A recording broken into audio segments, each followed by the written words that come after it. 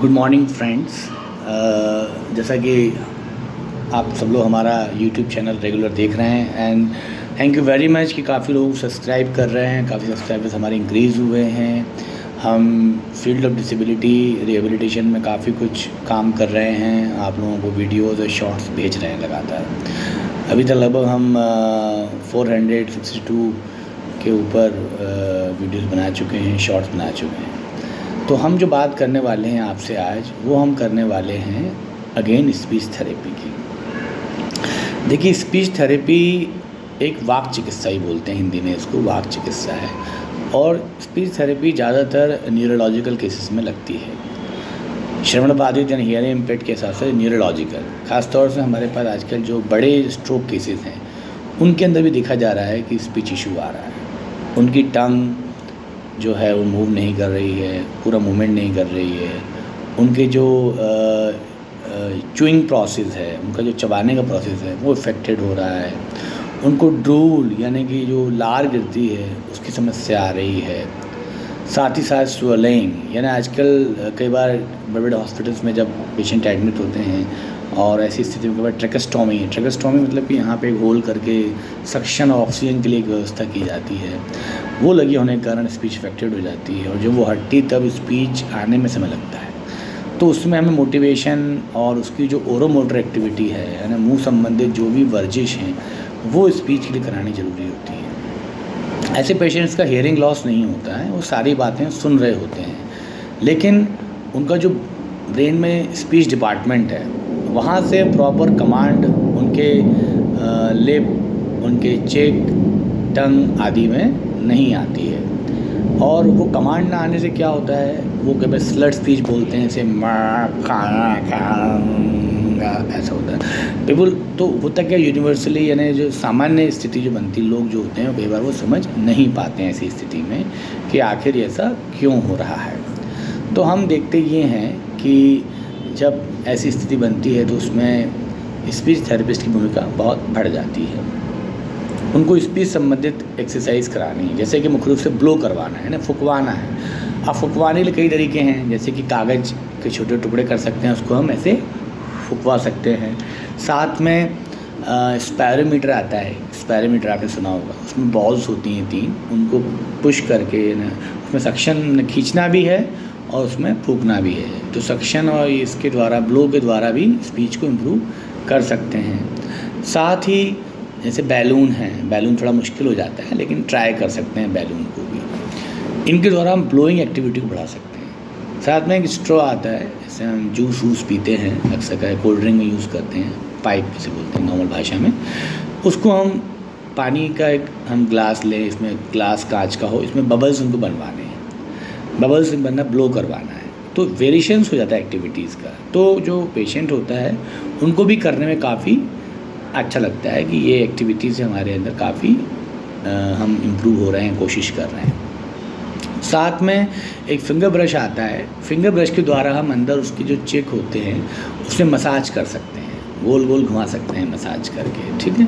तो चेक की मसाज कर सकते हैं हम।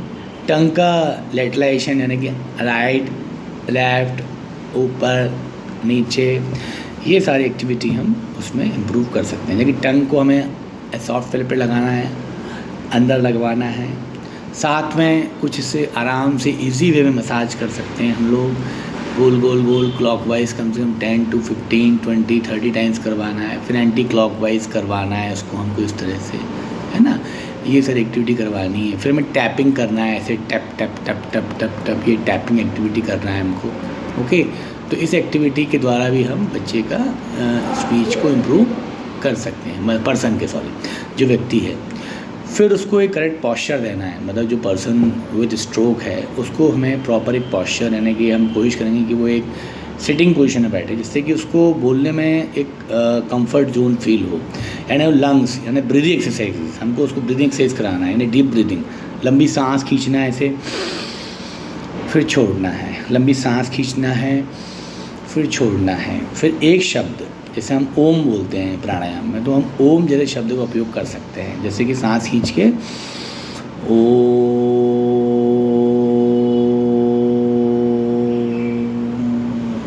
तो ऐसे ओम जैसे शब्द का उच्चारण कर सकते हैं। और इस साथ साथ अगर वो ओम नहीं बोल पा रहा है तो और वो मुंह भी खोल रहा है ओम, साथ में हम देखेंगे उसका ऐसे पैरालिसिस करना, अगर एक साइड मुंह जा रहा है तो हम देखेंगे कि हम चेक कैसे कर सकते हैं कि उसकी टंग जो उसके टीथ हैं उसको ऐसे खुलवा है। अगर वो पूरे खुल रहे हैं तो देयर इज़ नो इशू, अगर वो ऐसे खुल रहा है आधा तो मतलब साइड इफेक्टेड है, तो उसी साइड बैकवर्ड है ना अपवर्ड मसाज करना है हमें थोड़ा, और होल्ड कर रखना है कुछ देर तक, ताकि वो मसल्स को स्टिमुलेशन मिले और मसल्स होल्ड हों, और ब्रेन को एक फीडबैक जाता है कि भाई मसल्स को हमें एक प्रॉपर पोजीशन में रखना है, क्योंकि वहाँ से कमांड का थोड़ा इशू है, मोटर कमांड जो है वो थोड़ी इफेक्टेड हो रही है ओरो एरिया में, इसकी वजह से वो मुँह ऐसे जा रहा है, और ऐसे जाने के कारण स्पीच स्लर्ट हो रही है, क्लियर नहीं हो रही है, कम्युनिकेशन पूरा बाधित हो रहा है। इस कम्युनिकेशन को इम्प्रूव करने के लिए हमको इस तरह से जो है ये खींच के ऊपर ऐसे ले जाना है और वापस लाना है, रोकना है, और उसके लिए हम यूज़ कर सकते हैं कोई टेल्कम पाउडर, कोई ऑयल, इस प्रकार की हम चीज़ यूज़ कर सकते हैं। तो ऐसी चीज़ यूज़ करने से हम देखते हैं कि किस प्रकार से उसमें चेंजेस आ रहे हैं। साथ में फिंगर आपने ली, ऐसे फिंगर को टिप करना है, टिक टिक टिक टिक टिक टिक टिक टिक टिक टिक करना है, टिक टिक टिक टिक टिक 10-15 मिनट करना है, टिक टिक टिक टिक टिक टिक टिक।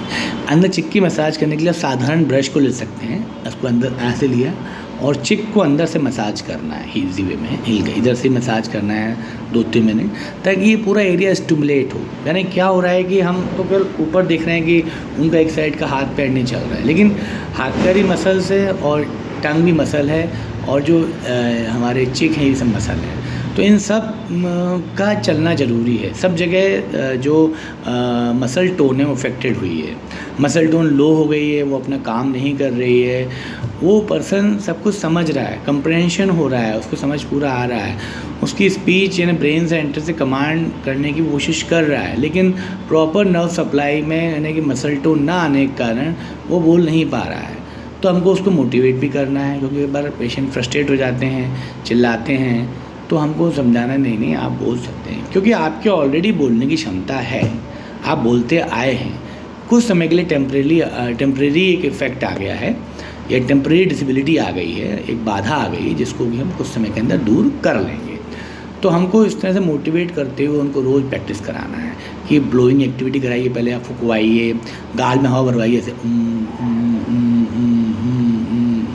दाएँ बाएँ कीजिए, फिर फुकवाइए, कैंडल ले लीजिए, थोड़ा दूर रखिए उसको, बुझवाइए कैंडल को, कैंडल के अलावा पेपर, नॉर्मल पेपर ले लीजिए, उसको फुकवाइए, पेपर फूक सकते हैं वो, तो पेपर को हिलाना है, उसको सक भी खींचना भी है, फूकना भी है। तो इस प्रकार से ब्लोइंग एक्टिविटी, ब्लोइंग के अलावा टंग का अप डाउन, ऊपर नीचे करना है, नीचे लगाना है, जॉ के ऊपर सॉफ्ट पैलेट पे लगाना है ऐसे। तो कुछ शब्द जैसे ट है, तो ट को बोलने के लिए आपको ऐसे करना ही पड़ेगा, है ना। रा को बोलने के लिए ऐसे मोड़ना ही पड़ेगा। माँ बोलने के लिए आपको फुट मिलाने ही पड़ेंगे। च बोलने के लिए भी आपको जीभ को कंट्रोल करना पड़ेगा। क में इतना नहीं, क में अंदर से साउंड आएगा। तो क ख ग थोड़ा मोर ईजियर वर्ड्स हैं, मगर कुछ शब्द जैसे माँ, पा, ब, और हर शब्द को ब्रेक करना है। जैसे अगर हम बोलना है पानी, तो बोलेंगे पानी, एक रिदम में, एक सॉन्ग में लंबी सांस खींचेंगे, पानी। इस प्रकार से शब्दों को तोड़ के ब्रेक करके उनसे बुलवाना है। जैसे वो खा को भी काई बोल रहे हैं और गा को भी काई बोल रहे हैं, तो हमें पहले का को, उनके ऊपर का को अभ्यास कराना है कि का पहले आपको बोलना सीखना पड़ेगा। का जब बोलने लगोगे तब हम खा पे आएंगे। ऐसा नहीं कि एक साथ सारे शब्दों का अभ्यास करा दिया।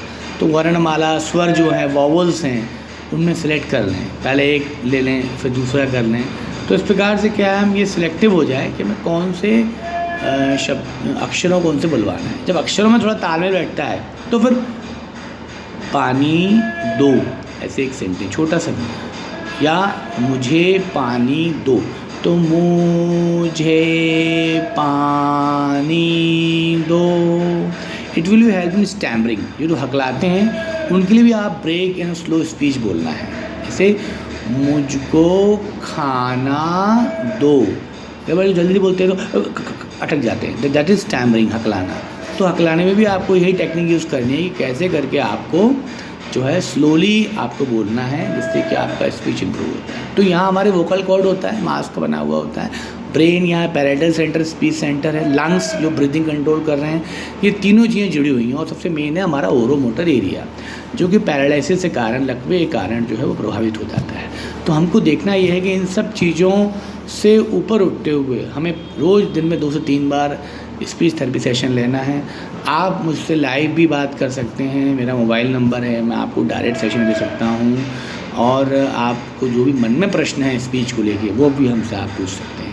अभी स्पीच की हम और भी आपको डिटेल्स देंगे अगले सेशनों में, मगर आप प्रयास ये करिए कि आपके यहाँ यदि प्रॉब्लम है तो उसको रोकिए नहीं, क्योंकि रोकने से क्या होता है धीरे धीरे फिर वो ओरोमोटर पार्ट भी वैसे ही टफ हो जाते हैं। एक चीज़ और ध्यान देने की इसमें है, फीडिंग यानी खाना।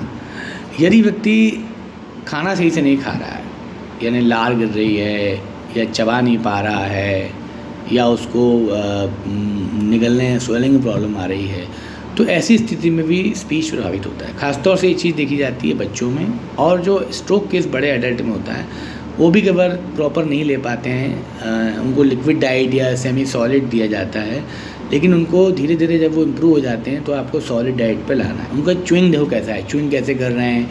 अगर वो अंदर नहीं ले पाए तो आपको मुँह खोल के अंदर यहाँ अंदर दाढ़ में रखना है, जैसे पॉकेट फीडिंग बोलते हैं। तो अंदर रख के फिर आपको थोड़ा यहाँ स्टिमुलेट करना है क्लॉकवाइज, एंटी क्लॉकवाइज, जिससे कि उनका फीडिंग इम्प्रूव हो। फीडिंग ऐसे उनका स्वेलिंग कैसा है, उनका बाइटिंग यानी काटना, यानी फल को एप्पल काटना, दोनों दांतों से काटना, बाइटिंग, ड्रूलिंग, च्युइंग, स्वेलिंग यानी कि काटना, चबाना, निगलना, और जो है निगलना, चबाना, काटना, और ये सब चीज़ें बहुत ज़रूरी हैं। अगर ये इनमें से कोई भी एक चीज़ इफेक्टेड है तो डेफिनेटली वो उनको प्रॉब्लम होगी स्पीच में। तो आपको देखना है कि उनका फीडिंग, तो we have to improve feeding also simultaneously with the speech, क्योंकि अगर फीडिंग में इशू है तो स्पीच प्रभावित होना तय है। तो ये दोनों चीज़ों का आप असेसमेंट कर लें, बेसिक देख लें कि इनको अगर खाने में समस्या आ रही है तो हमको आप बताएं, हमारे चैनल पे हमें आप लिखें, हमें बताएं, तो हम आपको ज़्यादा से ज़्यादा मदद कर सकते हैं। तो मुझे ऐसी उम्मीद है कि आपको ये स्पीच का जो बेसिक सेशन समझ में आया होगा। हम आपके लिए डिटेल सेशन यानी कुछ इक्विपमेंट के साथ हम बताएंगे आपको अगले सेशन में, इसमें क्या क्या घर की चीज़ों को यूज़ करते हुए आपको स्पीच को इम्प्रूव कराना है। तो धन्यवाद मित्रों, सब्सक्राइबर्स, और चैनल को हमारे आप लाइक कीजिए, शेयर कीजिए और फैलाइए, जिससे कि और लोगों को जानकारी मिले। धन्यवाद। Thank you very much for watching us.